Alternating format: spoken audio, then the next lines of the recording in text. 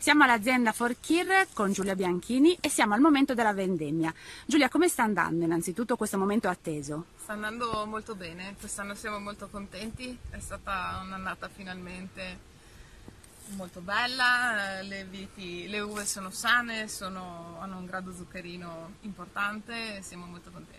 Qui la vendemmia avviene, è meccanica, no? Sì. Però tu mi raccontavi che qui la tecnologia è proprio a servizio della natura. Sì. Mi racconti brevemente come funziona?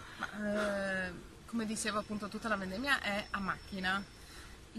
Questo fatto ci permette di avere le uve in cantina, intanto a chilometro zero, ok, perché tutti i vigneti sono attorno alla cantina, ma in breve tempo, quindi i carri, a parte che facciamo tutta vendemmia notturna, quindi le uve già arrivano in cantina già raffrescate, non a temperature alte, quindi subiscono pochi sbalzi di temperatura, ma l'uva raccolta non sta nei carri sotto il sole tanto tempo, arriva in poco tempo in cantina, quindi già questo è importante perché appunto le uve arrivano fresche, sane, senza bisogno di aggiunte di solforosa e quant'altro per bloccare fermentazioni sgradite. Queste proprio non avvengono, non fanno in tempo a partire.